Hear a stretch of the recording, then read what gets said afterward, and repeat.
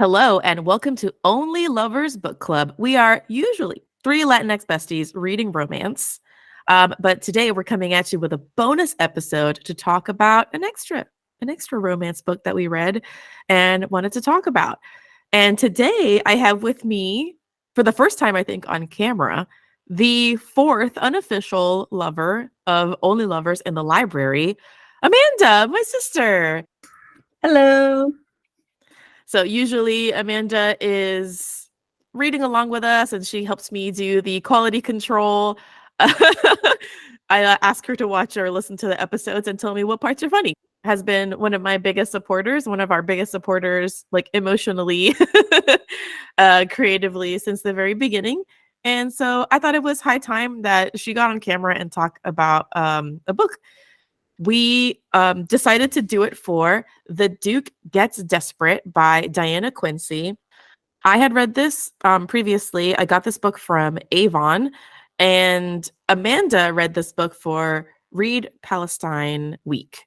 And so I thought it would be cool to talk about it, not only to kind of like, you know, bring more awareness of this book because it is so, so good, but also to talk about a Palestinian author on here and just kind of discuss one of their works. Amanda, why don't you? I'm going to turn it over to you. Let us know how you're doing this morning and what your background is, and then we'll talk a little bit about the book proper. Good morning. I'm excited to be here. My first official video with Only Lovers. I'm feeling a little tired, but I'm feeling ready. I feel good. I had some coffee. I've got an Uncrustable right next to me, ready to go in a few. And I am sitting in my bedroom with the background of a Google background of a fancy apartment with beautiful pink lighting and nice furniture. And I'm wearing a tan Kaylani sweatshirt. That apartment in your background reminds me of like Tashai's real life apartment. Listeners and watchers, like her apartment is it's one of those. It's very pretty. So my background is also just like a generic Google background. It is a cozy Christmas by the fire. There's a Christmas tree and a fireplace, and I'm just wearing a fuzzy green jacket. And yeah, it's just cozy vibes here this morning. So let's hear a little bit about what the book is about. We'll talk about who the author is, and then we'll just kind of start talking about it. We'll start going for it. Okay, The Duke Gets Desperate. Anthony Carey, Duke of Strickland, inherits his spendthrift father's title and can finally restore the family castle to its former glory. But at the reading of the will, Strick is stunned to learn that his father has secretly disentailed him, leaving the family manor home to 12 generations of dukes to Strick's American stepmother. Everyone knows Strick detests the Dowager Duchess, and when she dies mysteriously, damning rumors start to surface. When Raya Darwish unexpectedly inherits her glamorous late cousin's castle in the English countryside, she clashes with the charismatic young duke who insists the castle is rightfully his. The estate is practically bankrupt, so she must find a way to work with the Duke in order to save both of their futures. The two cannot stand each other, but mutual disdain soon gives way to desire. When questions arise about how her cousin died, Raya cannot help wondering if Strick's sudden, unbridled passion for her is part of a scheme to get his castle back. I read that. I read that. It's so funny. I'm reading from the paperback, and there's a couple of words that they switch out. So everyone knows that Strick, yours description said detests, and mine says despises. And then at the end, it says the two detest each other instead of despise each other. So it's funny. It's different, like different hate verbs. Okay, so let me read to you a little bit about the author. I'm just going to read straight off the paperback copy. Best-selling author Diana Quincy is a former television journalist who decided she'd rather make up stories where a happy ending is always guaranteed. Diana grew up all over the world as the daughter of a United States Foreign Service officer. Since her 2013 debut, Diana's books have landed on the annual best of lists in Library Journal, Kirkus Reviews, and the Washington Post. Diana is now happily settled in Virginia with her family, but still gets the itch to explore far off places. When she's not bent over her laptop, Diana reads, practices yoga, and plots her next travel adventure. You can find her at dianaquincy.com, on Facebook, Diana Quincy Romance, and on Twitter or X as Diana_Quincy. Dear listeners and watchers, this is your spoiler warning.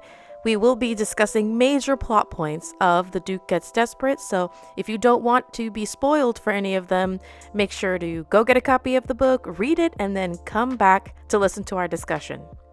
You've been warned. What made you pick up this book? Why did you decide to read this one? I had read this prior and I thought it was really good. I remember reading it, and Juan, who is Amanda's partner, was hanging out around me, and I'm like, please stop talking to me. I'm trying to read. Well, I think part of my curiosity about the book was how interested you were in the book. I do remember those moments where you would just be reading the book and wanted nothing to do with people interrupting you. But I think when I helped you film a video for your Instagram, and I had to hold the book up. And I think after holding it up, I remembered like, oh, I think I had been curious about this book. And I picked it up, I read the description and was like, ooh, and looked it up on Libby. They had it available, so it was meant to be. And you listened to the audiobook of this, right? I did listen to the audiobook, yes. I cannot listen to romance on audiobook. I can't do it. It's too cringy. And like, knowing the scenes that are in this book, I don't know how you did it. You're stronger than I am in so many ways, because there's some really spicy scenes in this. And I'm just like, how did you sit there and listen to someone read you how like he licks her titties? You know, like I just I'm a strong soldier. So like, you read it, and so what did you think of it? Like, did it meet your expectations? You know, what'd you think? How did you like it? I really enjoyed it overall. I didn't know what to expect going into it. I imagined that, of course, there would come a point where the two people that don't like each other, fall in love with each other. But I love that there were so many different stories happening all at once. It wasn't just the romance. It was the situation going on with the estate. It was what Raya had been through with her family and trying to be her own, businesswoman. It was all of the drama with like the cook of the house, and then the cousin who passed away mysteriously. There was a lot happening that added to the story. So it wasn't just their romance, which I really enjoyed. And something that I really liked and I wanted to ask you about was their undeniable attraction to each other very early on. I thought that it would take longer for them to acknowledge that they found each other very attractive. But I did like that right from the get-go. They knew they were attracted to each other. They didn't know what to do with that, but they knew. I like that. Overall, I really enjoyed it.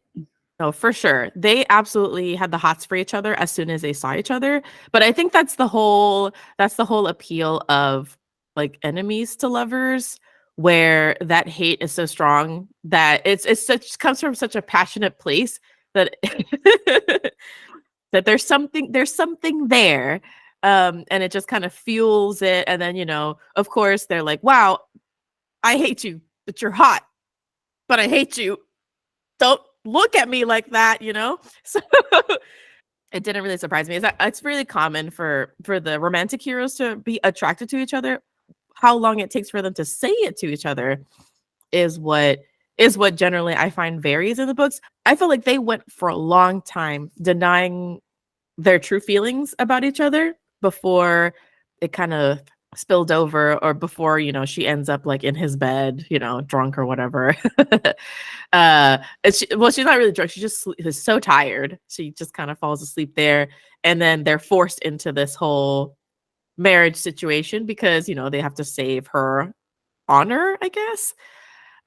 My question, because you talked a little bit about there was a lot of stuff going on, what did you feel like you enjoyed the most?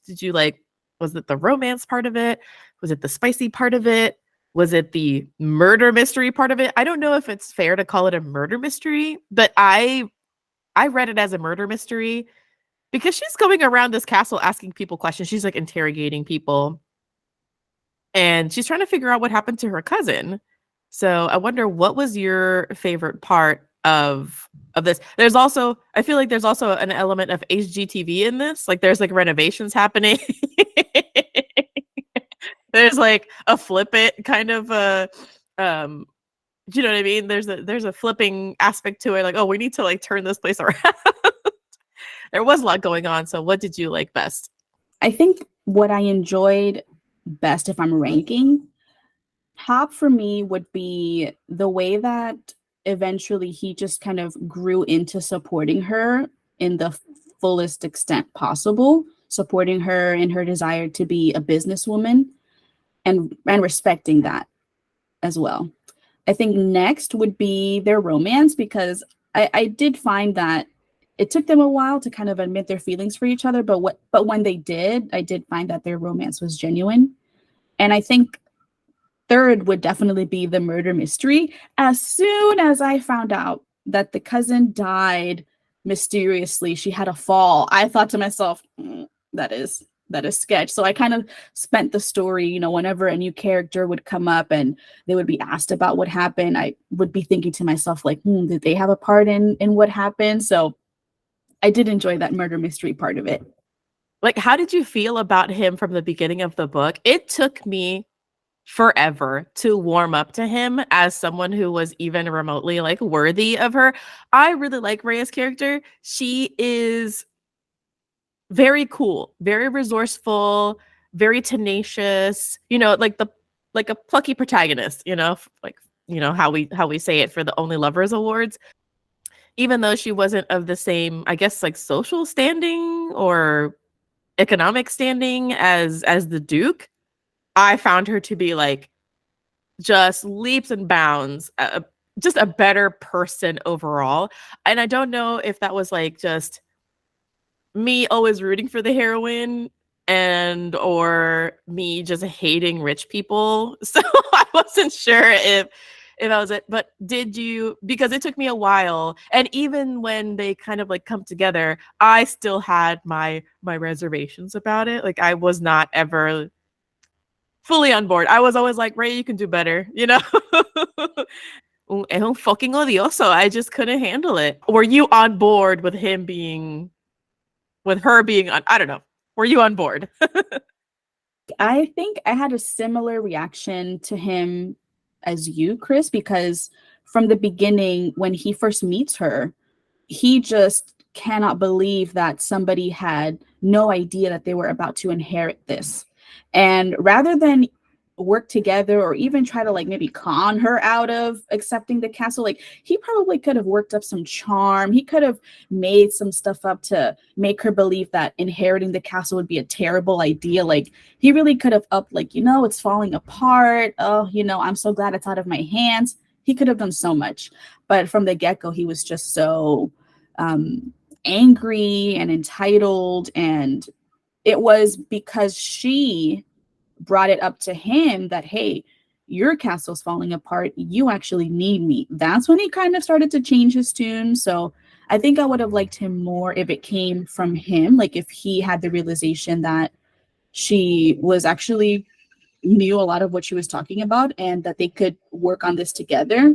It would have been cool if it came from him, but I understand that maybe for like the drama that it didn't.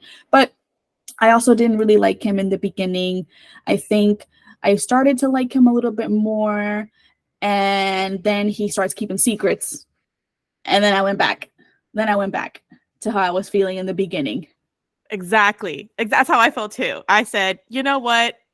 I gave you a chance and you betrayed me. Like, I mean, and obviously, right, the plot needs to happen. And so I think that the reason he is keeping secrets is like a noble one. I don't think that he's keeping secrets maliciously, but I was like, this is fucked up and you should tell her. You know what I mean? It felt icky because he was such a bitch at the beginning of the book. Like, really, that's all it was. I understand like wanting to keep a secret. It's already a stressful situation. You don't want to add more stress. But as soon as he started lying, I went, I knew it. Get out of there. It's okay. I mean, obviously, I was happy to see them end up together, but pissed me off. For those of you listening, if you don't know what the secret is, it turns out that he finds out that Rhea actually isn't the one who has inherited the castle after all, or the estate. Is it a castle or an estate? I think it's the castle. The Because castle. he owns other parts of the estate. Mhm. It's the castle proper that, he's got to fucking stick up his ass about owning. Yes. So he finds out that she actually is not the rightful owner of Yeah, she anything. never has. She never never been. was. And he is so into her, and he is so on board for them to have this marriage that he keeps it from her. And meanwhile, anything that she finds out that is, remotely, bad about him, she will come to him immediately. And so it's just that really big contrast of she runs to him with anything, and he thinks he's protecting her by not saying anything, but he's making her out to be a fool. And she picks up on it. She's not a fool. She's not a fool. She picks up on the fact that he is not telling her something, and I just love her so much. She's like, why keep his secrets, man? I'm here. I'm like your ride or die. And he is in his own way riding and dying, but like not in a cool way. You gotta be cool, man. That's the secret. And I don't even want to say that's like the biggest secret in the book. I think the biggest secret in the book is what happened to the cousin.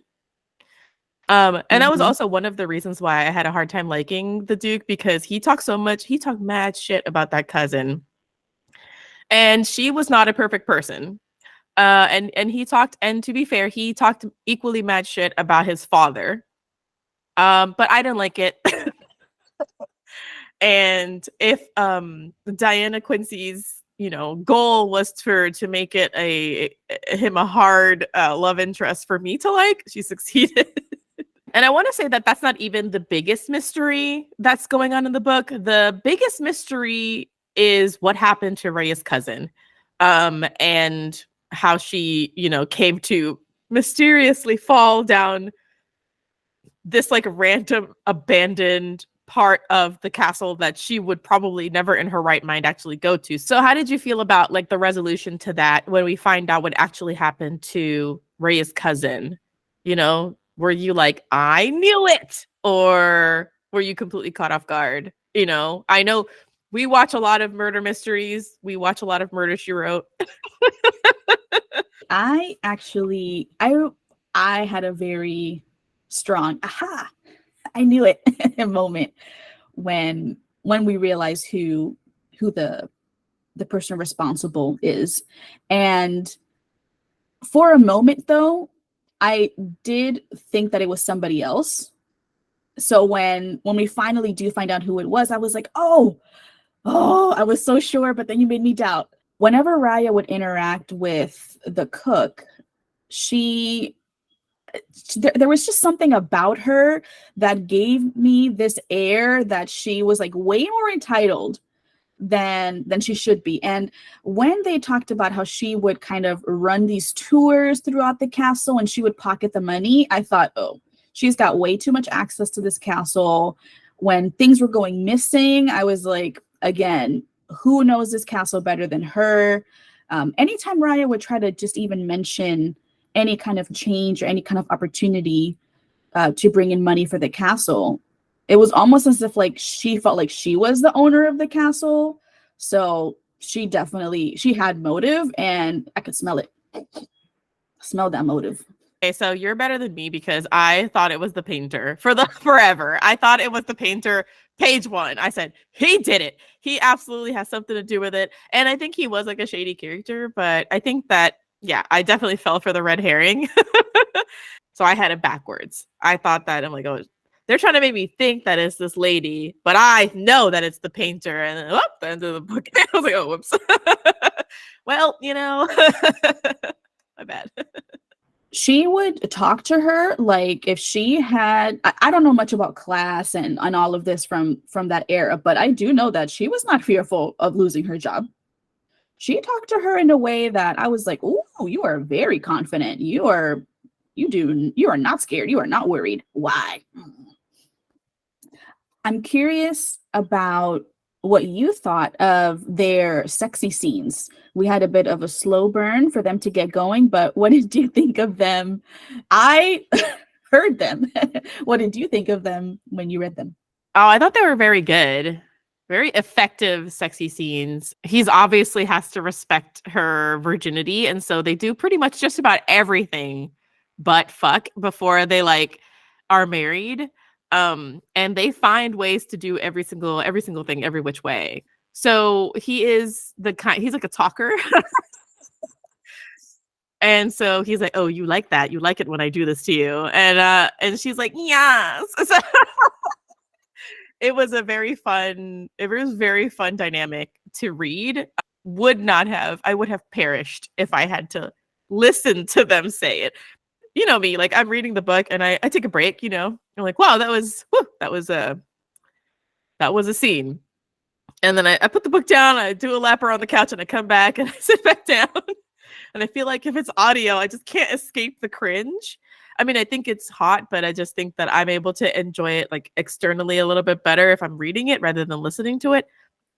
However, I mean, I have listened to other romances before. I've just like gripped the steering wheel really hard and pushed through it. So, but yes, reading it, very effective stuff. I definitely felt that fiery heat between them of like I hate that I like you so much. And then eventually it was like, wow, I fucking love fucking you. You know, it was that heat never dissipated. It just took on like a different flavor as their relationship progressed, as like two people who like were reluctantly hot for each other and then liked each other and then were in love with each other. The heat was high at all points, just like stove on 10 for all of the scenes. What about you? I mean, you listened to it, you know? So I listened to the audiobook, and there definitely were moments where I would just kind of be listening to the audiobook.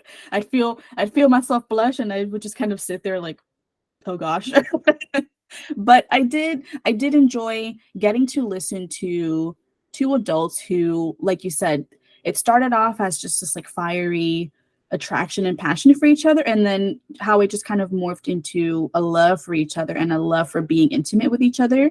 So even though sometimes it was like, oh gosh, I enjoyed it. I enjoyed, knowing that these two characters were so into each other. And I also like the fact that they, at least for Raya, I got the feeling that for her, their virginity was not really a concern for her. And I like that it wasn't really dragged out. Like, I like that it wasn't that he was also like, no, we can't, he was like respecting that boundary. But once he got the okay from her, he was like, let's go. So I did like that. I like that it wasn't such a huge deal. We did have the initial drama where, she fell asleep in his bed and everybody said, oh, because of the honor, you have to marry her. And I think that he kind of played into that more just because he was kind of like down to marry her, but I don't think that for him or for her, that was, this idea of virginity was really a concern for them. So I like to listen to them explore each other and be happy. I like that. This isn't sexy at all, but what did you think of the grandma character, or was it the grandma?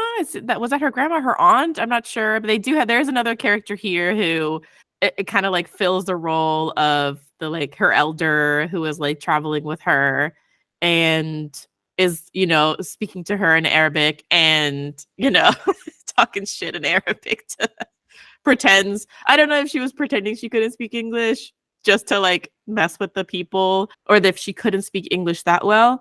But I thought she was really funny, and I was kind of sad that she kind of disappeared halfway through the book. Like I felt like I didn't see a lot of her on the page, and she's got the Yenta vibes, the Sophia Petrillo. She's an old lady with a smart mouth, and she's gonna say what she thinks, and she's gonna advise Rhea and all of the things of being, a wife and a mother.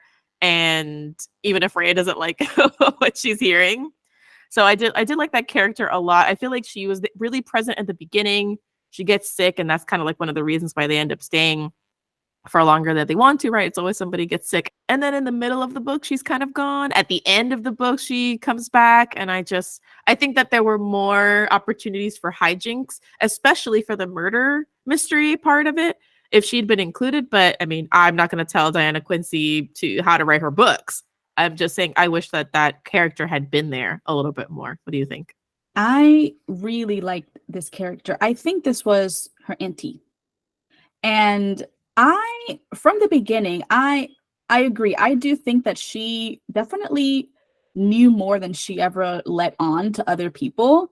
I just imagine her as this really like, fancy, beautiful woman who was like either had like experienced a soft life before, but definitely knew how to kind of like manipulate people into doing what she wanted, but have them think that it's, what they wanted to do. So I do think that she picked up on their attraction for each other early on. And just even her kind of like pushing for them to get married, I think she also played into like, hey, this is my opportunity to kind of get them together. I do think she was wiser beyond what, the people in the castle ever believed, like the cook and, the other people that worked in the castle. I think they thought of her as somebody who like didn't know the language and wasn't very cultured, and most likely was more cultured than like anybody there. So I really liked her. I agree. I wish I would have also seen a bit more of her, but I enjoyed having her be a part of Raya's life and giving her advice, because she didn't have her brother, she didn't have her parents, but she did have this, elder family member to support her and give her advice. I really enjoyed that. And this also kind of leads me into all of the discussions they had about their food, like the delicious Arabic food that they talked about in the book. I tried to go back and find the name of some of the dishes that they talked about. I loved how the author like described these dishes. It made me like, when you're listening to it, it made me very hungry, and it just made me really curious and wanting to like seek out these foods and try them because they just sounded so delicious. So here's the thing. I mean, it's not like it's not on my radar, but I don't know much about Arab culture. And I don't know much about Palestinian culture or Palestinian food. A lot of what I've learned because of like the conflict that's happening right now with the genocide that's occurring, and just by reading books. That's why I also picked this, because I wanted to read something, with a happy ending, even though like real life isn't it's not the case at all right now. I thought it was important not only to support, nonfiction authors explaining what's going on, but also to support fiction authors who, can visualize or envision a different reality, and also, I don't know, give us something to hope for. I think part of the reason that I chose this book to start off my reading journey is because it was a fiction book, and it did kind of provide, romance and a happy ending. So this was like a starter for me, but this has opened the door for me to not only be really interested and curious about supporting Palestinian restaurants and businesses here in the Bay Area, but to keep on reading the nonfiction books and continuing to seek out podcasts and videos that can educate me more a little bit about, what's going on. I think this book was kind of a gateway for me to just kind of continue to dive in and learn. So I'm glad I picked it. And it's one of those things where you read it and you see how it can be so good. And then, you see what's going on, and you pick up that phone and you just call your representatives and be like, yo, ceasefire now. And that's how I still feel that way. And hopefully you do as well. You don't have to read romance books in order to feel that way. You could just kind of see what's going on and just take a moment of your time to send a fax, send an email, sign a petition, and make those calls if you're not able to be like hit the streets. And if you don't have time to read, you got time to do a phone call. Just a quick little, takes less than 5 minutes. A phone call, and also just even continuing to share content. Yeah. Really Not letting it kind of like fade away. There are other videos of booktubers discussing this book. Check them out. And also, this is apparently going to be a series, Sirens in Silk. I'm excited to see where else the series goes, what other hijinks are going to happen.